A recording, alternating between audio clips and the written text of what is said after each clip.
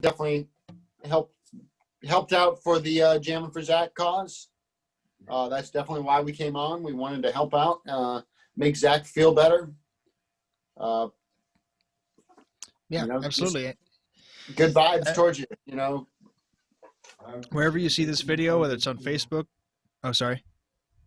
So I appreciate you guys being a part of the show. I know you've been busy, Sean, with Dragon Con and doing all that stuff. You guys went out of your way to be a part of this too.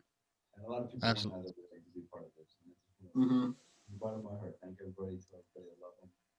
We're gonna keep the music going. We'll do it safely. We're gonna keep entertaining people. We love everybody. People need outlets. So thank you for doing what you do. Thank you for allowing me to be on the top row. Cool, man. Absolutely. And I'll tell you what, since you mentioned Dragon Con, it has been a busy weekend.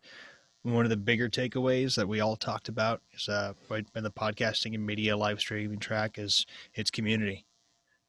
Mm-hmm.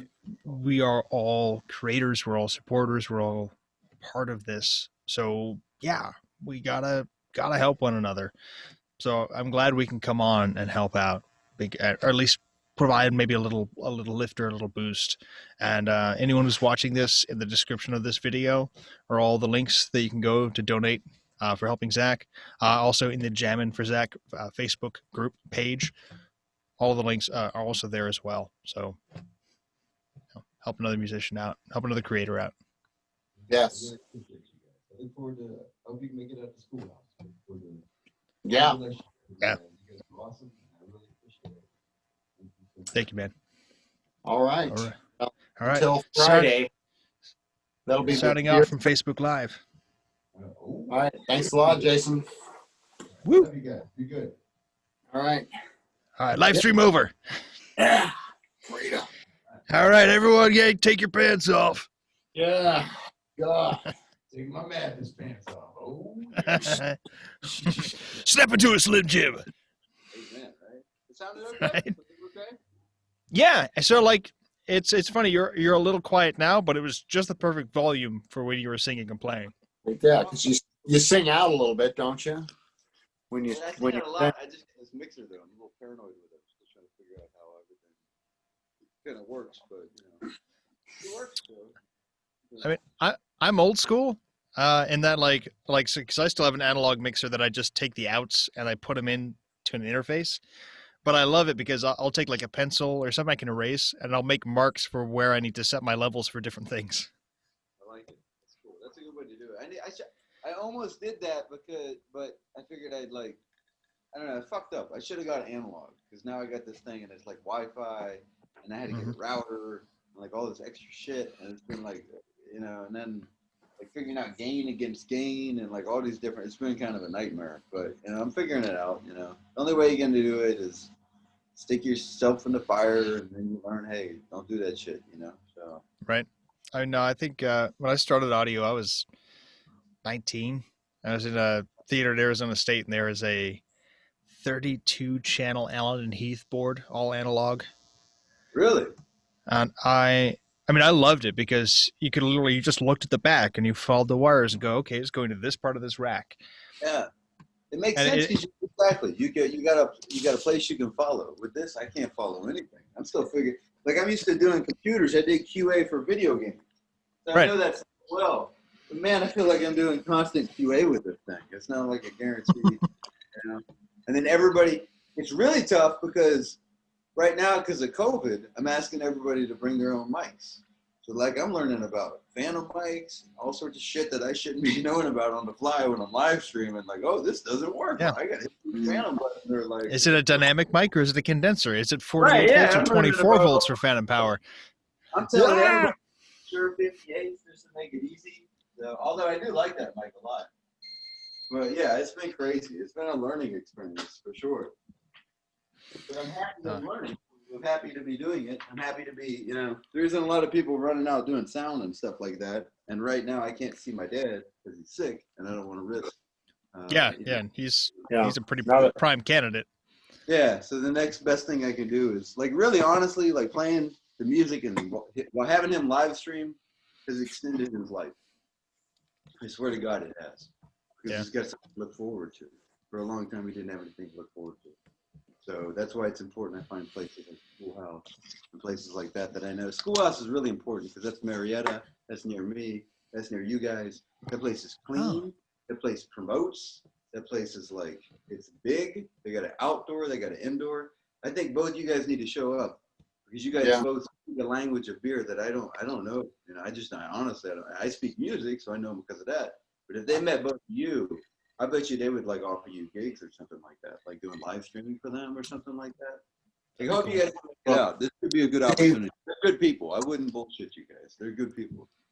Yeah, like I said, when we talked about that last week or Friday about the taproom manager was the only contact I had, and you said no, you need to meet the owners, and that's I never spoke to.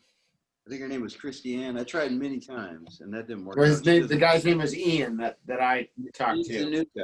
Yeah, Ian's a new guy. And I've never met him, but I finally spoke to him. I'm hosting that open mic, and it took me a long time. It took months to get that thing, and it wasn't until I told them I'd do it for like nothing that they finally contacted me back. Yeah. Like, I think that's it. I think that everybody's struggling now. So well, you definitely can tell. I'm not making anything on it, but it's not about that. I want to share my dad's music. Yeah. That's enough. And I want to help all these people because, I mean, seriously, if we don't fucking do something now, what are we going to have in March? What's going to be around? These places aren't going to, Charlton's you can buy it, man. It's not easy, it's. Well, that's what we're kind of thinking about because we're lucky enough to have outdoor space at Canoe. But once the outdoor season isn't going to happen anymore, Exactly. what are we going to do? Is are we going to move it inside? Are we going to try to do this? Are we going to? None of us know what's going to happen in the fall. Is it going to get worse? Is it going to get, what's going to happen? So that's why I'm really anal about like organizing everything, getting it. Like I've already got the Charlton shows booked until December. And like the Schoolhouse, now that I'm done with the fundraiser, I'm going to be focusing on that, booking that, and making sure that there's a full show. Because every week people got to come and go, and you got to better be prepared for it. You better adapt a little. Yeah. Bit to this. But I hope you guys can make it out. That need to be there if necessary. I hope you can make it out because I mean, if nothing else, it may work out to where you can do something with them. They're willing to try stuff. At least, and that's finding a place that's willing to try something. Like I said, I always thought that place would be great to do a class on brewing. And when I went up there, and I remember I asked them about it, I was like, do you do classes on brewing? And they're like, no, we don't do that. I'm like, well, you sell the brewing supplies. Your name is Schoolhouse. I would think that would be like the perfect opportunity to do that. Let's do a class. Whatever it costs you to do it, slap on another $100 a person and do a 10-person class and give them the space. Give them the space to, do it and do it for however long it takes to make the batch of beer. Like, hey, pick out what recipe do you want to make? And we'll show you how to make it. We'll walk you through the whole process. We'll do the weekly whatever, and they got the equipment. They just need someone with knowledge and the willingness to do. Like they didn't have any. Like my friend used to host the open mic. Yeah. The reason why I got the gig is because he's afraid of the virus, understandably. Yeah. I mean, him too. But he hasn't done it in a long time.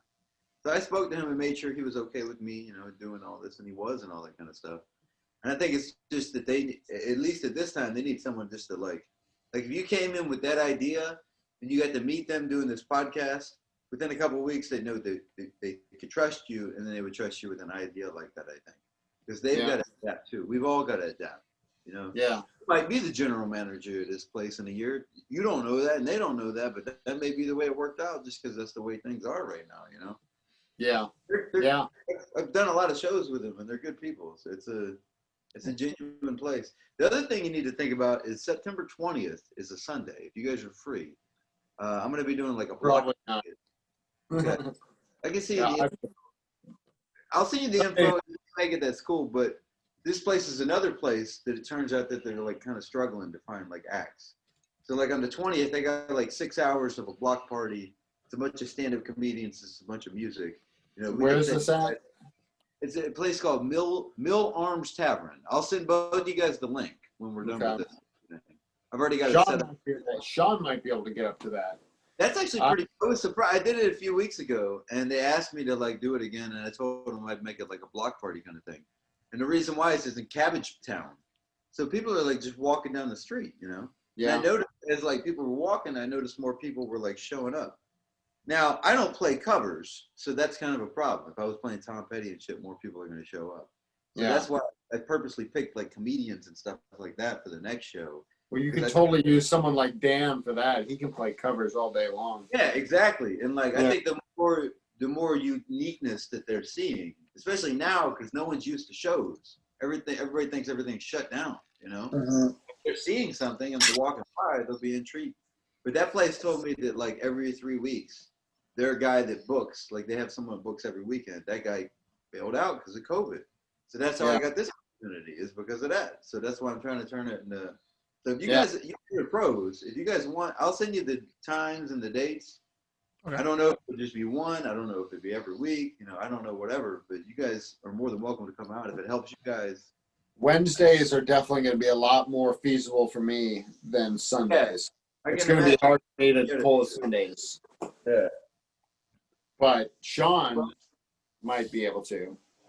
Well, even if you guys can't make it and you like promote, if you got like a banner or you got something you need me to promote. Yeah, we can always, I can pitch that in to the show, you know, or something like that. I'm happy to, you know, whatever you guys need. Cool.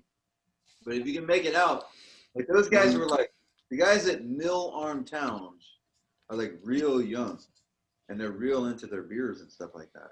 So again, that's a place that I think if you guys came out there, like I think you could come out there and you could tell them what you told me and they would just be like, dude, do your thing, man. Just do your fucking thing. That'd be great. Yeah. And they'd be cool with that because they don't know about that. But they're not like, you know, like the knowledge you have, they would appreciate. They seem like real, like humble, like laid back dudes. Yeah. So, in Cabbage Town, I mean, I was surprised. There was a lot of people walking by. You know, this is kind of like our thing. It was like, this is kind of what we want, me and Sean want to do. We want to travel. We want to, you know, do these kind of things rather than work. But we can't do it for free. We can't do all this for free all the time. Yeah, no, I know what you're saying. We're working on it. Yeah. But I think it's important to like build everything now because then the people that are building stuff now during COVID are the ones that will have jobs in a couple of years from now, I think, kind of, you know. We'll see. And that's where we want to sponsor. If we can get somebody, this is what I'm talking about with like the BioLite. If we can go into places like that with BioLite and be like, this is our this is after the show, we take down one of these, you know, you should do this. This is good for you. It's, you know, you'll feel better in the morning after you've been drinking. If you drink one of these, and, you know, that's kind of our promotion and being sponsored by them rather than just a single brewery or a single, you know, whatever, but something that's that covers all of it, you know, a glassware, you know, something like that will do that, and we'll be all over this kind of stuff. I totally agree with you what you're talking about. In music and comedy and beer, all this shit goes hand in hand. You know, you don't go to, I mean, you don't go to Sweetwater Fest without seeing Sweetwater. Every place you go to, you know. And right now, like all of those companies, like if you're rich right now, then you can take a break from the world. Yeah. But the rest of us guys got to keep working. So the rest of us guys that keep working, we're going to have the footage that those people missed out on in a few months. Yeah. It might just work out that guys like us, as long as we work together, we'll get the next opportunity to get the next sponsorship and get the next, you know, whatever. Because we're putting out content now that other people aren't, you know. So yeah, well, you know, and you think about it. Like, who are the guys that Alex? Why can't I think of their name? Alex. Peter Connolly and Alex, whatever, the guys that used to do the Music Midtown and all that, and they were like big promoters back in the day. It's like, I can see you doing Peter Conlon and Alex Cooley, right?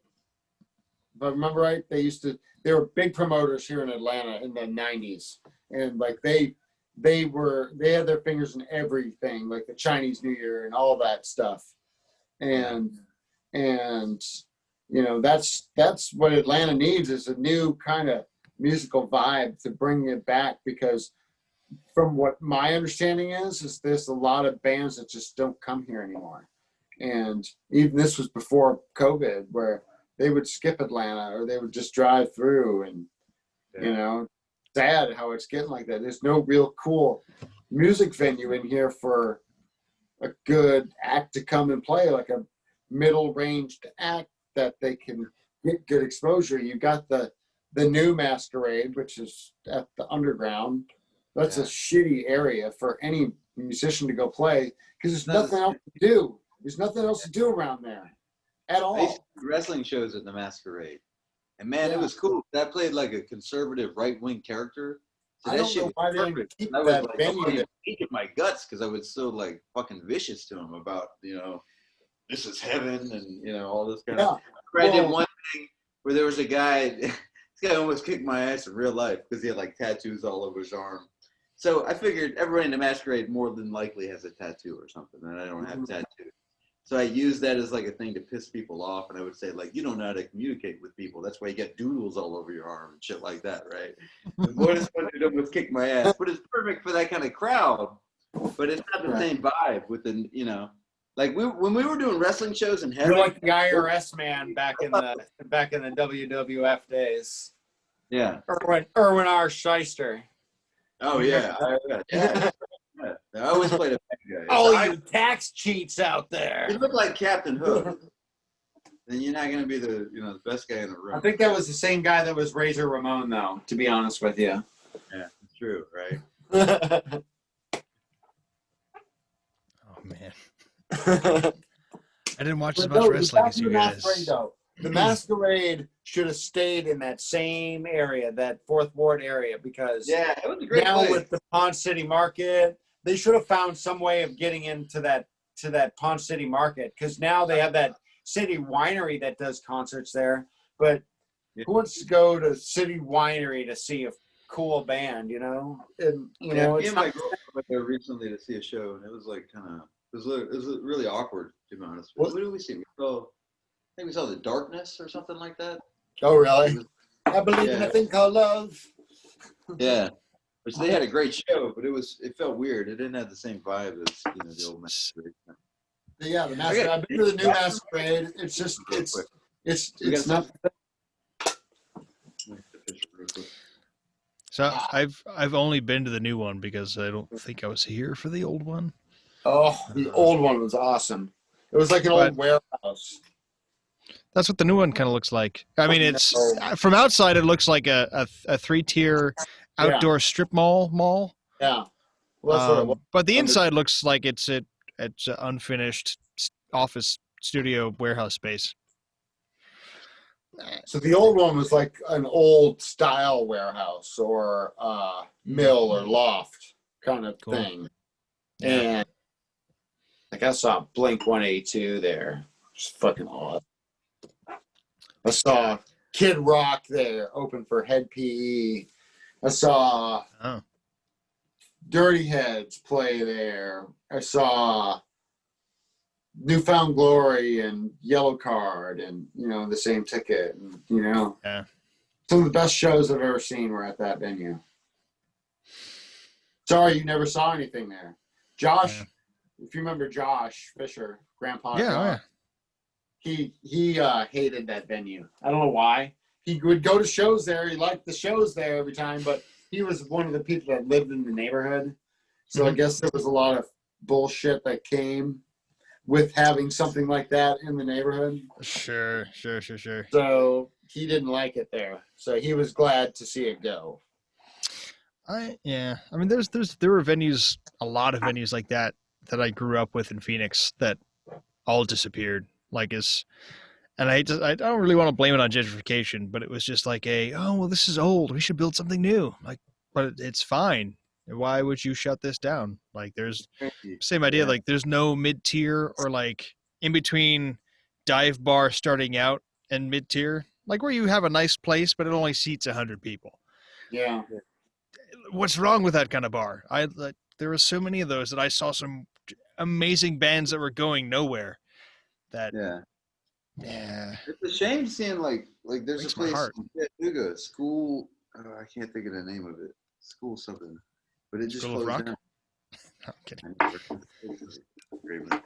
Damn, it just closed down though. Oh, Songbirds, that's the name of it. But it was like a song, guitar museum as well as a music venue. We saw Martin Sexton there, and it was great.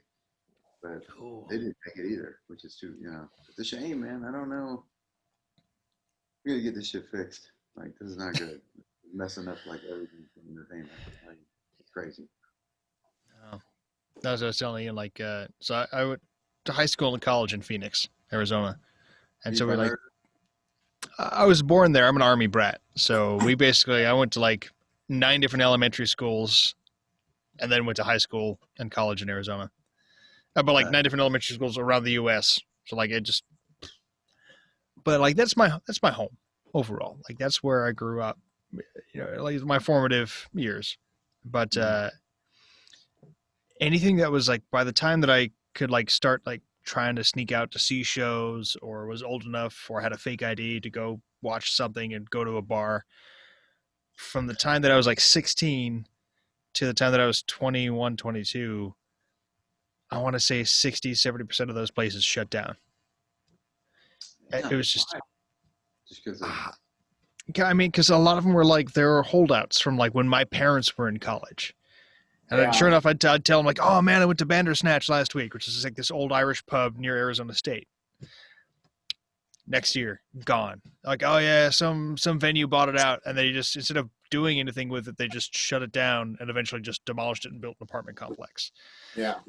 A place called Long Wong's,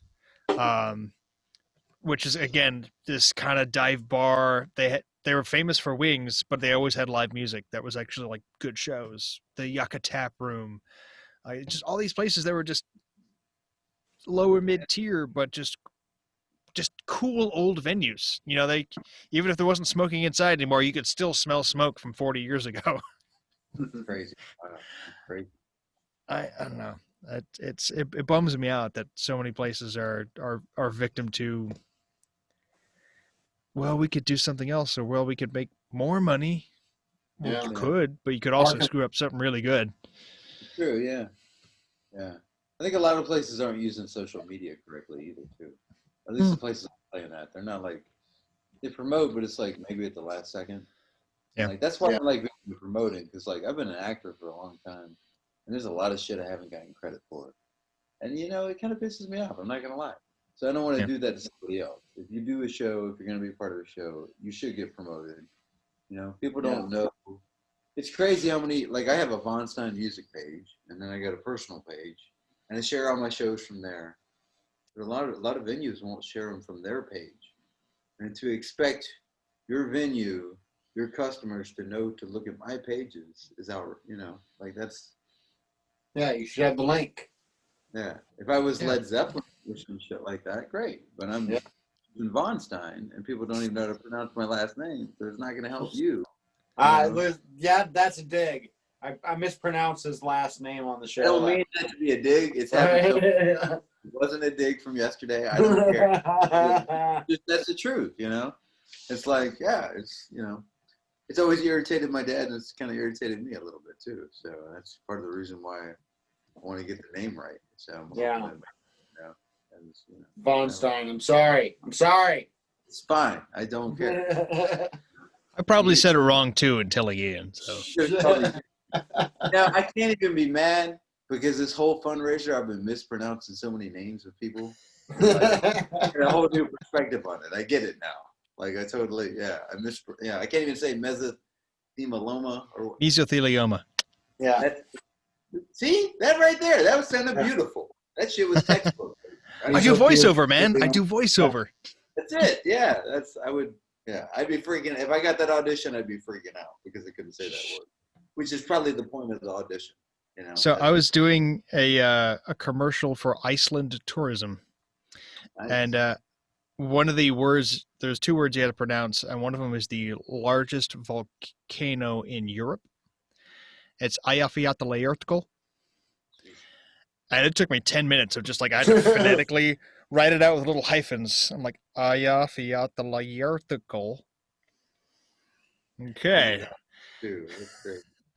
It was just I finally was able to, like, I was like 4 takes into it, and like I finally was able to bust it out, and I was like, yeah, Man, that's impressive. right. I'm never forgetting this word for the rest of my If you're ever on a life. first date, you gotta break that shit out just for the hell of it, just to like. Right? It's like, well, he's got good tongue control.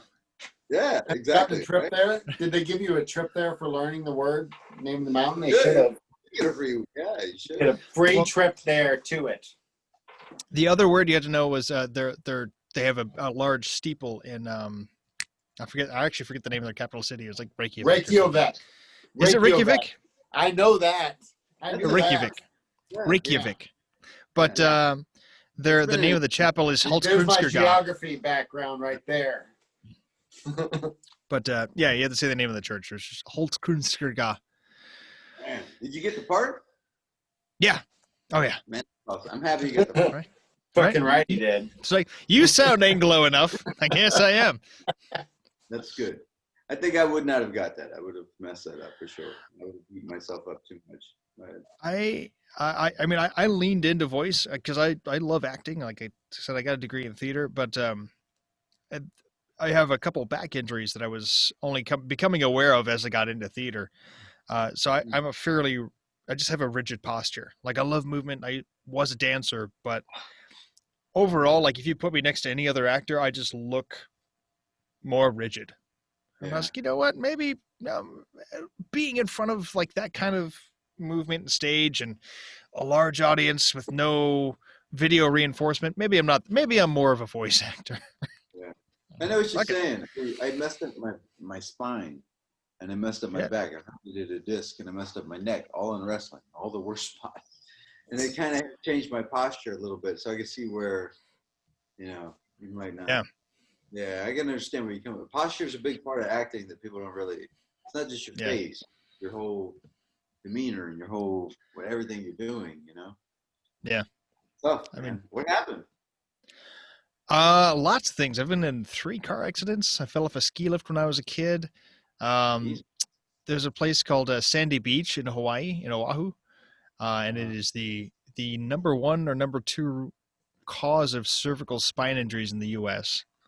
because it's a fairly wide going from land to sea beach, but the waves break over it. It's basically like it's a long, fairly shallow stretch. It only goes down a couple feet, but then it hits like a coral break. So basically, you have long flat beach. Normally, would be like nice, gentle, and rolling, but there are waves that come up 8 to 16 feet. So it's amazing for like body surfing and skidboarding or whatever the little Boogie board. boogie board. Thank you. So it's amazing for that, and that's why me and my friends went. And I'm like reading the signs because I'm that nerd, going, this looks dangerous. And they're all like, to ride this ride. right. So like I'm Dude, out there it's for an totally hour. I'm having fun, dude. but like basically, if you're unsure of whether or not you can hit the next wave, the only thing you can do is just hit the dirt or the sand. You lay flat and wait for this giant wave to roll over you. And like you could feel like it pulling you out a little bit because they're massive. And I was doing all right. I had to take a couple waves under, but I could pop up and be like, oh, there's another wave. Pop down. Finally, I got one. And sure enough, I just didn't ride it right. So it swept me over and I landed on my head. And I kind of walked out and I was like, oh, fuck. And my friends were looking at me like, I just need to rinse off. And I'm just like standing under a shower going, no, I can feel my toes. I think I'm okay. But like, I've just been hit a lot. That's scary when you're dealing with that. I like shattered a knee once. That's a scary thought when like no one can do anything. You're just like, all right, well, here we go. I'm an American, no insurance. All right. Yeah. Yeah. I've All had right. insurance. Oh yeah, it's getting late. It's getting late. I have kindergarten in the morning. Oh, okay. Well, I Virtual appreciate you kindergarten. for taking the we learn initiative a to lot. learn. Yes. All right, cool. We had the same. I like it. You guys are great. I love you guys. It's been fun, man. It's been fun hanging out. I'm gonna send you guys. I'm not gonna send it tonight. I'm too tired. But I'll send you guys all That's these fair. dates, this info, and I hope you can make it out. If you can, cool. If not, then that's cool too. Any shows I got, you guys got an open spot if it helps you guys out.